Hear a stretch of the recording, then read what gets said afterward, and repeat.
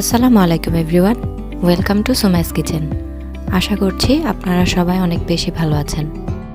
গরমে প্রশান্তিদায়ক একটা ডেজার্টের রেসিপি আজকে আপনাদের সাথে শেয়ার করব। আর এই রমজানে আপনার ইফতারেও কিন্তু এই মজাদার এবং স্বাস্থ্যকর ডেজার্ট আইটেমটি রাখতে পারেন। ডেজার্টটা তৈরি করার প্রসেস খুবই ইজি। হোপফুলি রেসিপিটা আপনাদের অনেক কাজে আসবে। চলুন তাহলে রেসিপিটা দেখে নেওয়া যাক। প্রথমে আমি পানি ফুটিয়ে নিয়েছি। এরপর এর মধ্যে আমি 1 কাপ পরিমাণ সাগুদানা দিয়ে দিচ্ছি। গরম পানিতে দেওয়ার কারণে অল্প সময়ের মধ্যে এই সাগুদানাটা ফুটে উঠবে। সাগুদানা পানির মধ্যে দেওয়ার পরপরই চামচ দিয়ে নেড়ে দিতে হবে যেন একটার সাথে আরেকটা লেগে না যায়। এর মধ্যে বলক আসা পর্যন্ত অপেক্ষা করতে হবে। আর বলক আসা পর্যন্ত এভাবে হালকা হাতে চামচ দিয়ে নেড়ে চেড়ে সাগুদানাটা সেদ্ধ করে নিতে হবে। দেখুন এই অবস্থায় সাগুদানাটা সেদ্ধ হয়ে গেছে খুব ভালোভাবে। এবার আমি একটা ছাঁকনির সাহায্যে এখান থেকে সাগুদানাটা তুলে নিব। আর তুলে সরাসরি আমি একটা ঠান্ডা পানির পাত্রে ঢেলে দিব। যতটুকু সম্ভব পানি ঝরিয়ে নিয়ে ঠান্ডা পানির মধ্যে সাগুদানাটা ঢেলে নিচ্ছি। এতে করে সাগুদানার মধ্যে যে পিচ্ছিল ভাবটা থাকে সেটা চলে যাবে। এর সাথে সাগুদানাটা সাইজেও অনেকটা ফুলে উঠবে। সবটা সাগুদানায় আমি এভাবে উঠিয়ে ঠান্ডা পানির মধ্যে দিয়ে নিয়েছি। এবার আমি ডেজার্টের মালাইটা রেডি করে নিব। এখানে আমি 1 লিটার পরিমাণ দুধ নিয়ে নিয়েছি। দুধটাকে অল্প সময় জাল করে নেওয়ার পর এখানে আমি দিয়ে দিব পাউডার মিল্ক। এখানে আমি 1 কাপ পরিমাণ পাউডার মিল্ক ব্যবহার করেছি। পাউডার মিল্কটা দেওয়ার পর চামচ দিয়ে খুব ভালোভাবে নেড়েচেড়ে মিশিয়ে দিতে হবে যেন কোনোভাবে এটা দলা পাকিয়ে না যায়। এই অবস্থায় আমি মিডিয়াম টু হাই ফ্লেমের মাঝামাঝি রেখে জাল করে নিব। কিছুক্ষণ এভাবে অনবরত নেড়ে নেওয়ার পর পাউডার মিল্কটা একেবারেই মিশে যাবে। পাউডার মিল্কটা যখন একেবারেই মিশে যাবে এরপর আমি এর মধ্যে দিয়ে দিব চিনি। এখানে আমি 1 কাপেরও কিছুটা কম চিনি ব্যবহার করেছি। তবে মিষ্টির ক্ষেত্রে আপনারা আপনাদের প্রেফারেন্স অনুযায়ী বাড়িয়ে বা কমিয়ে অ্যাড করবেন।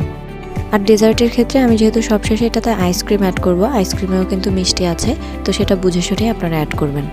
এবার এর মধ্যে আমি দিয়ে দিচ্ছি 1 চিমটি পরিমাণ লবণ। লবণটা অপশনাল, তবে সামান্য পরিমাণ লবণ অ্যাড করা আমি পার্সোনালি প্রেফার করি। একটু ভালোভাবে নেড়েচেড়ে চিনিটা গলিয়ে নেব। এবার আরেকটু ফ্লেভারফুল করার জন্য এখানে আমি একটা এলাচ দিয়ে দিয়েছি।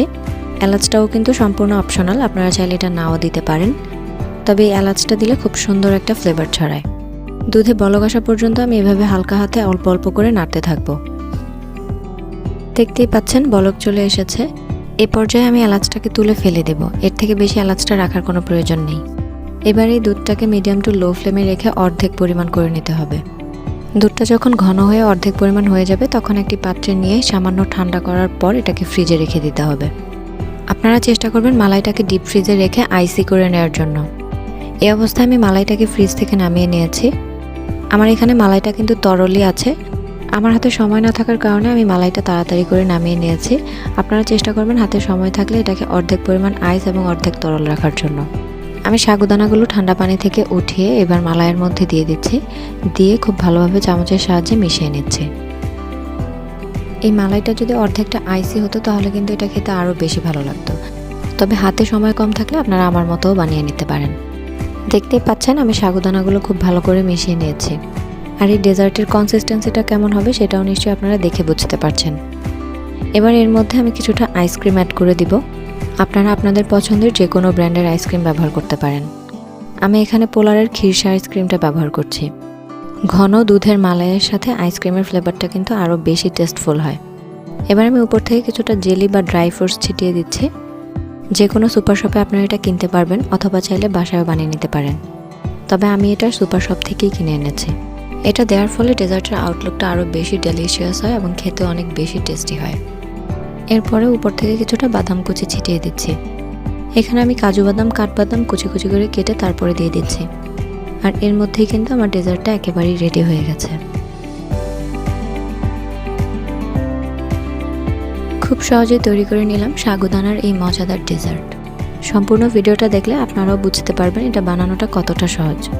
এত ইজি প্রসেসে যদি এত দারুণ স্বাদের একটা ডেজার্ট আপনি বাসাতেই তৈরি করে খেতে পারেন তাহলে আর বাইরে থেকে কিনে খাওয়ার চিন্তাও করবেন না। এই ডেজার্টটা খেতে যতটা সুস্বাদু ততটাই কিন্তু হেলদি।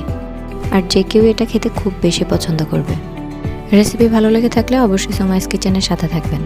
দেখা হবে আবার নতুন কোনো রেসিপি নিয়ে। আল্লাহ হাফিজ।